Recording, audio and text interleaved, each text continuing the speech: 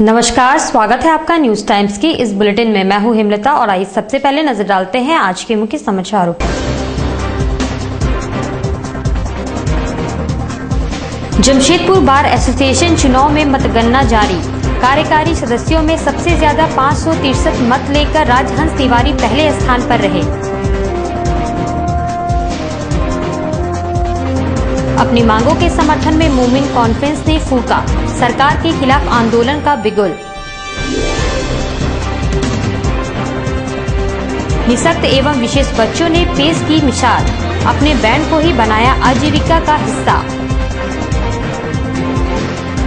और केरला समाजम स्कूल के छात्र ने बढ़ाया शहर और राज्य का मान। पंजाब में मिला आउटस्टैंडिंग स्टूडेंट का सम्मान पाने वाला एकमात्र झारखंडी। अब खबरें विस्तार से। जमशेदपुर बार एसोसिएशन ने चुनाव में मतगणना का काम देर रात तक जारी रहा। 9 सीटों के लिए खड़े 41 कार्यकारी सदस्यों के परिणाम पहले घोषित हुए, जिसमें सबसे ज्यादा 563 मत लेकर राजहंस तिवारी पहले स्थान पर रहे। जमशेदपुर बार एसोसिएशन चुनाव में मतगणना का कार्य जैसे जैसे परवान चढ़ रहा था, जैसे जैसे गिनती चक्रों में आगे बढ़ रही थी, विभिन्न खेमों में बटे अधिवक्ताओं में गहमा गहमी तेज होती जा रही थी। कार्यकारी सदस्यों में 9 सीटों के लिए कुल 41 उम्मीदवार मैदान पर थे। सबसे पहले कार्यकारी सदस्यों के परिणाम घोषित हुए, जिससे जीतने वालों में हर्ष छा गया। सभी एक दूसरे को बधाइयां देने लगे। सबसे ज्यादा 563 मत राजहंस तिवारी को मिले। उसके बाद 510 मत जे कुमार को। तीसरे स्थान पर 488 मत पाकर पुष्पा कुमारी रही। 477 मत लेकर संजीव कुमार चौथे स्थान पर तथा 558 मत के साथ अक्षय कुमार 5वें स्थान पर रहे। ये श्री राम दुबे की जीत नहीं है, ये सारे वकीलों की जीत है। और आगे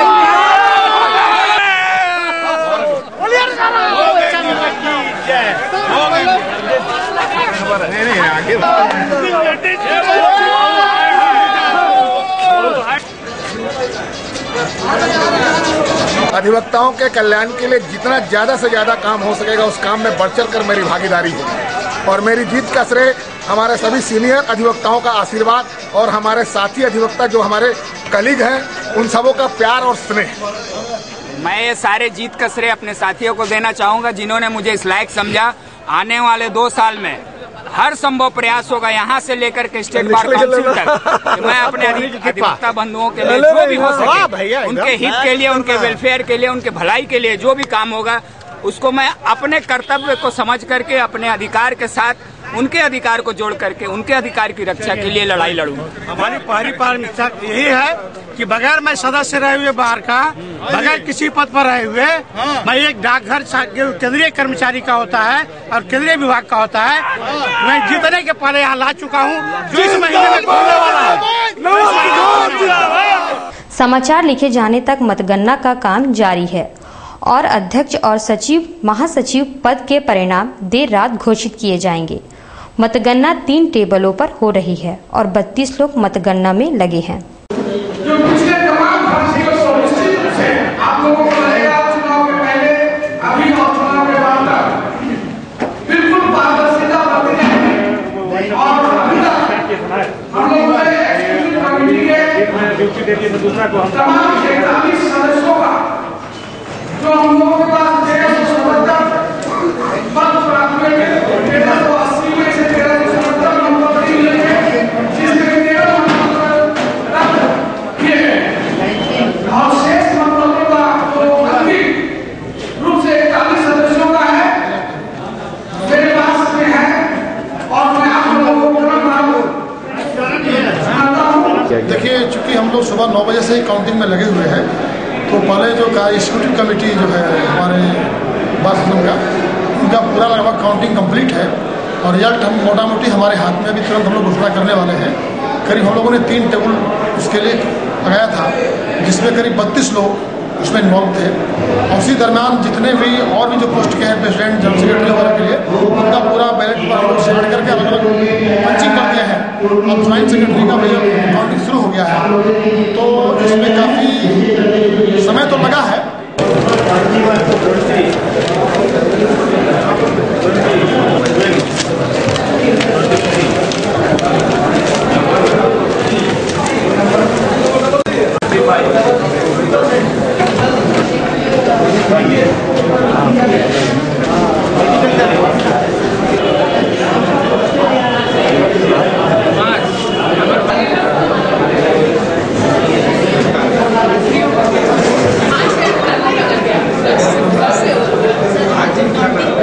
रविवार को मोमिन कॉन्फ्रेंस द्वारा महासम्मेलन का आयोजन किया गया। सम्मेलन में राज्य भर से बुद्धिजीवी एवं मोमिन बिरादरी के लोग शामिल हुए। रविवार को अपनी मांगों के समर्थन में मोमिन कॉन्फ्रेंस ने आंदोलन का आगाज किया है और मोमिनों के हित की रक्षा का संकल्प भी लिया। सामने 10 सूत्री मांग पत्र रखा था, उन्होंने 15 फरवरी तक का समय दिया था, हमारी मांगे पूरी नहीं हुई है। आज इस सम्मेलन के माध्यम से हम लोग आंदोलन का आगाज जमशेदपुर से करने जा रहे हैं। ये आंदोलन पूरे झारखंड के पैमाने पर मोमिन कॉन्फ्रेंस के बैनर तले होगा। अब सरकार से मोमिन आर पार की लड़ाई के लिए तैयार।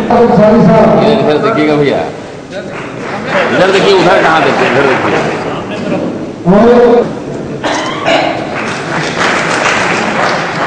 लोग एक डेट फिक्स करके निशक्त बच्चों ने अपनी प्रतिभा के बल पर न सिर्फ अपना बैंड तैयार किया है बल्कि वे इसे रोजगार का जरिया भी बना चुकी हैं। कौन कहता है आसमां में सुराग नहीं हो सकती, एक पत्थर तबीयत से तो उछालो यारो। इस युक्ति को इन निशक्त और स्पेशल बच्चों ने जीवंत कर दिखाया है।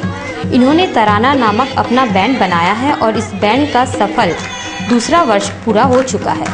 वे इस हुनर को जीविका भी बना चुके हैं और अब तक विभिन्न पार्टियों और जन्मदिन सेलिब्रेशन में इन्होंने 30 से ज्यादा कार्यक्रम भी दिया है। तराना की संस्थापक निर्मला देवी ने बताया,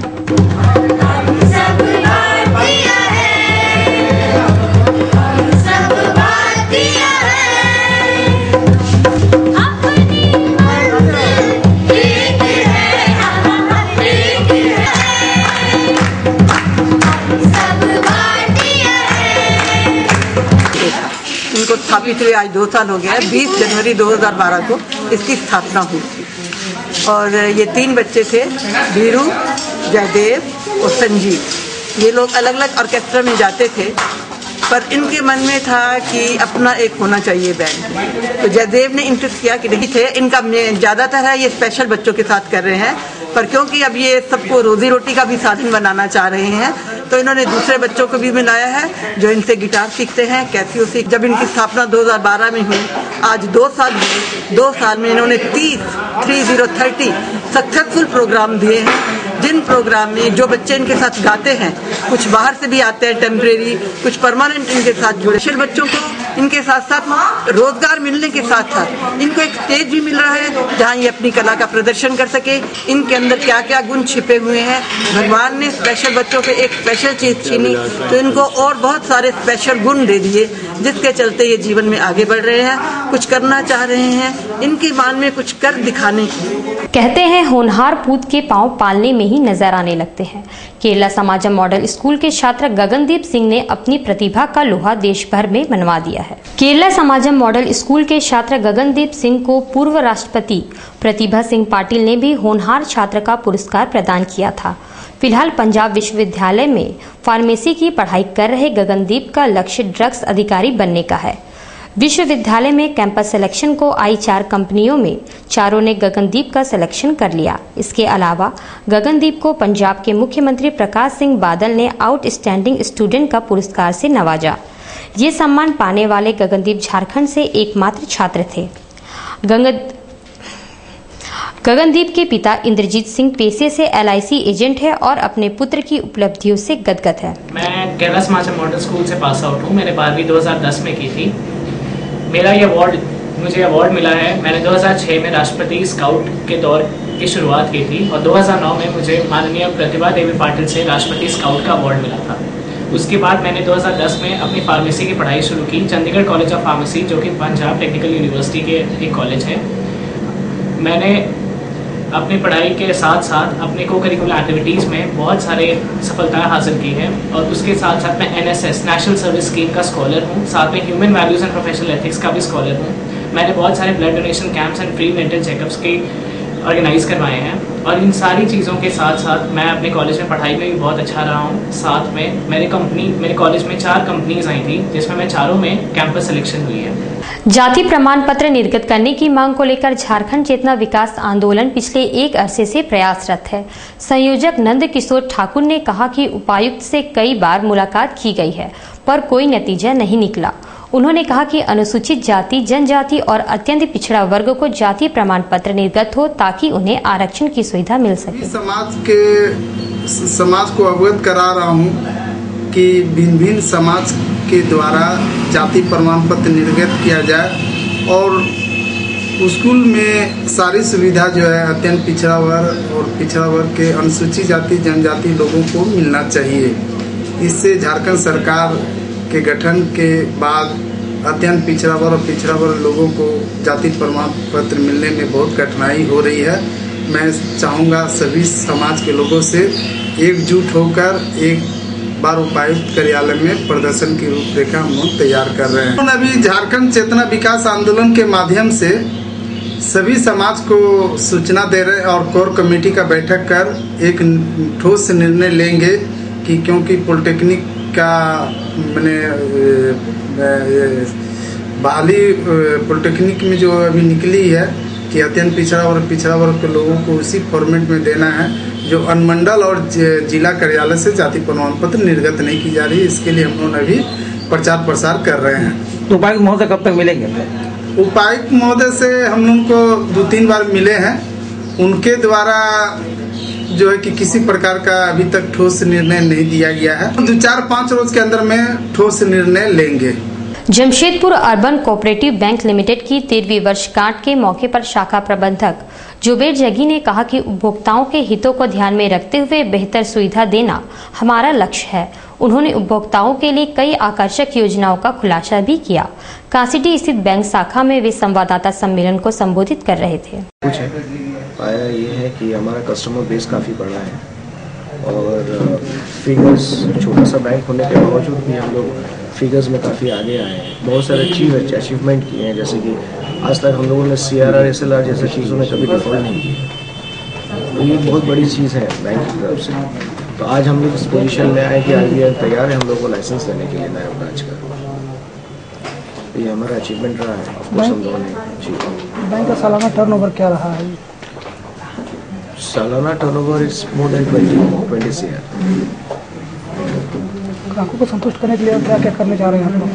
ग्राहकों को संतुष्ट करने के लिए ATM फैसिलिटी लेके आ रहे हैं हम लोग और हम लोग CTS के साथ भी जुड़ रहे हैं। जो आपका क्लियरिंग सिस्टम हमारा, हम लोग डायरेक्ट क्लियरिंग मेंबर हैं ऑलरेडी क्लियरिंग हाउस के साथ। उसके अलावा भी हम लोग CTS जो अभी चलने वाला है आपका क्लियरिंग सिस्टम ऑफ हो जा रहा है और CTS के थ्रू सब वो भी हम लोग स्टार्ट करने जा रहे हैं। 3 प्लेट 10 नंबर हरिजन बस्ती में गहमा गहमी के बीच मुखी समाज का चुनाव संपन्न हुआ।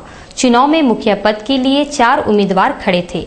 इनमें नारायण मुखी, देवराज मुखी, रामचरण मुखी और आनंद मुखी के बीच जमकर टक्कर हुई और पूर्व में मुखिया रह चुके नारायण मुखी को जीत हासिल हुई। कमेटी सदस्यों के लिए भी चुनाव होगा मगर अभी उसकी तिथि तय नहीं हुई है। चुनाव प्रक्रिया चल रही है, सिर्फ इसमें हम लोग मुखिया का ही चुनाव कर रहे हैं। उसके बाद जो हमारे बस्ती के कमेटी और हमारे मुखिया ये मिल के बाकी पद के लिए हम लोग विचार करेंगे। ये खाली मुखिया का ही चुनाव है। कितने प्रतिभागी भाग ले रहे हैं? प्रत्याशी इसमें खड़े हुए हैं।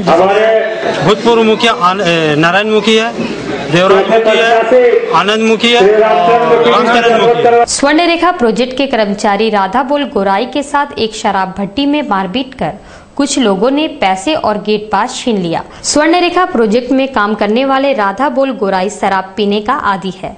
रविवार को डिमना बस्ती स्थित दारू भट्टी में वह शराब का सेवन कर रहा था।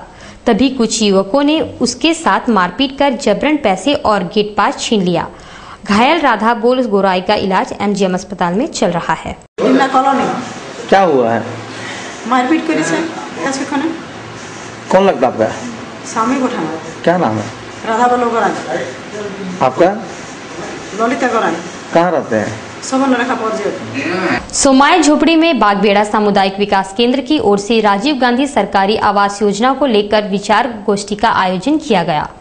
छोटे राय मुर्मू ने कहा कि भूमि को चिन्हित करने और योजना को धरातल पर उतारने के प्रति हम कृत संकल्प है। संपूर्ण घाघड़ी विकास समिति की अगुवाई में जमशेदपुर सेंसस टाउन के अंतर्गत बागबड़ा थाना क्षेत्र के सैकड़ों ग्रामीण आम जनता के साथ राजीव गांधी आवास योजना को लेकर एक बैठक हम लोगों ने रखा है, जिसमें गरीब भूमिहीन परिवारों या जो आज तक कच्चे के मकान में या झोपड़ीनुमा मकान में रहते हुए आ रहे हैं या 40-50 वर्षों से भाड़े के मकान में रह रहे हैं, जिसका आर्थिक स्थिति काफी दयनीय है और आज तक सरकार की तरफ से किसी तरह का आवास योजना नहीं मिला है, वैसे गरीब परिवारों को राजीव गांधी आवास योजना के तहत मकान मुहैया कराने का संपूर्ण घाघड़ी विकास समिति ने संकल्प लिया है और उसी विषय को लेकर आज हम लोग ने बैठक रखे हैं और आज के बैठक में ये तय करेंगे कि कब डीसी ऑफिस जाएंगे और कब डीसी को हम लोग मुख्यमंत्री नाम के जो हम लोग का मांग है उससे संबंधित मांग पत्र सौंपेंगे। श्री कृष्ण संस्थान में राष्ट्रीय संवाद का 14वां स्थापना दिवस मनाया गया। इस मौके पर वाद विवाद प्रतियोगिता का आयोजन हुआ। इस प्रतियोगिता का विषय था देश के विकास में मीडिया की भूमिका। इस मौके पर कई गणमान्य लोग उपस्थित थे। राष्ट्रीय संवाद के संपादक देवानंद सिंह ने न्यूज टाइम से बातचीत में कहा, वर्षों में बहुत कुछ खोया है, बहुत कुछ पाया है। खोया तो बहुत कुछ, लेकिन पाने के लिए आज पाठकों का विशाल पाठक वर्ग हमारे बीच में मौजूद है और हम पाठकों की मांग पर पत्रिका को जो है अंग्रेजी प्रकाशन भी शुरू किए और इस स्थापना दिवस के माध्यम से हर वर्ष हम अपने पाठकों से जुड़ते हैं, सीधे जुड़ाव मेरा होता है और विभिन्न सब्जेक्ट पर उस पर मुद्दों पर हमारी बातचीत होती है। साल भर के दौरान हमने पाठकों को क्या दिया, क्या खामियां हैं पत्रिका की, क्या अच्छाइयाँ होना चाहिए, क्या और इसको आगे कैसे ले जाएंगे, हम पाठकों के बीच इसका सीधा संवाद करते हैं। और आज जो है हमारे इस कार्यक्रम में राष्ट्रीय अध्यक्ष, लीड इंडिया पब्लिशर्स एसोसिएशन के राष्ट्रीय अध्यक्ष, तमाम अखबारों के संपादक हमारे बीच में मौजूद हैं। वो इस पर सब्जेक्ट है देश के विकास में मीडिया की भूमिका। टुईला डुंगरी में रविवार को कालंदी समाज द्वारा रक्तदान शिविर का आयोजन किया गया। समाज द्वारा पहली बार आयोजित इस रक्तदान शिविर में कालंदी समाज के लोगों ने बढ़ चढ़कर हिस्सा लिया। समिति के अध्यक्ष अमूल कालंदी ने कहा कि 200 इकाई रक्त संग्रह का लक्ष्य है और जरूरतमंदों और गरीबों के लिए संग्रहित रक्त दिए जाएंगे।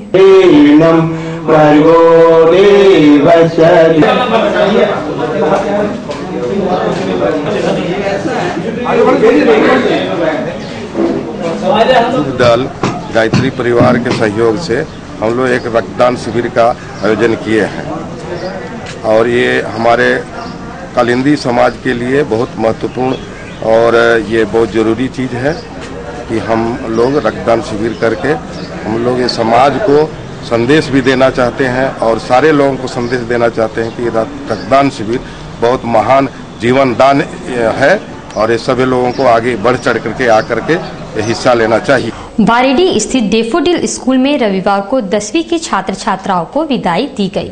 इस अवसर पर उन्होंने गीत और नृत्य प्रस्तुत किया। इस दौरान स्कूल के शिक्षक एवं स्टाफ के अलावा अभिभावक भी मौजूद थे। बोलो ठीक।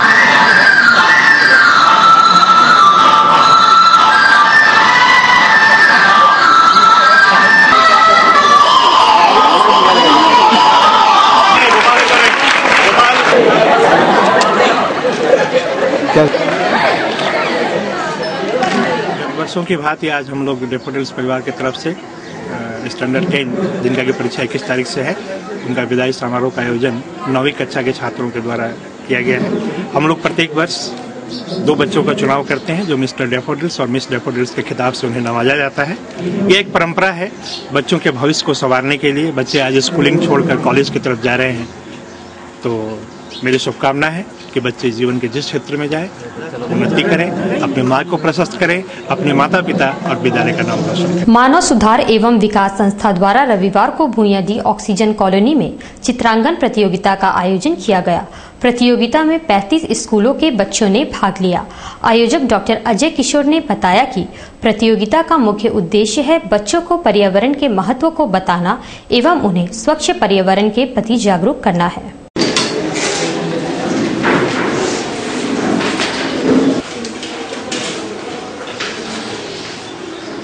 ड्राइंग कंपटीशन करवाया जा रहा है जिसका 2 विषय है, एक 4, 5, 6 क्लास के बच्चों के लिए और दूसरा 7, 8, 9 क्लास के बच्चों के लिए। मैंने इसका उद्देश्य क्या है?